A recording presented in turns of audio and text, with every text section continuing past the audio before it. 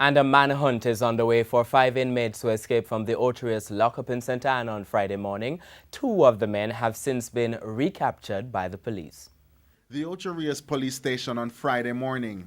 Police on buildings and squad cars preparing to go in search of 5 prisoners who managed to escape lockup shortly after 4 in the morning. Cell guards were conducting cell checks and discovered that a section of the ventilation grill, the top of the cell, was cut away. Further checks were made and it was revealed that 5 prisoners escaped from the facility.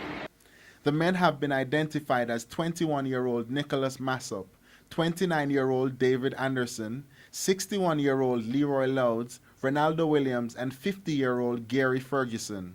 Ferguson and Anderson have since been captured by the police. 3 of the men were facing gun-related charges, while the others are charged with rape and unlawful possession of property. The police say the search continues for the 4 fugitives. We will continue to search for these fugitives until we find them, and just want to appeal to family members that they should not harbor fugitives in their homes. If they, for any reason, they turn up, they should inform the police. Anthony Lugg, TVJ News.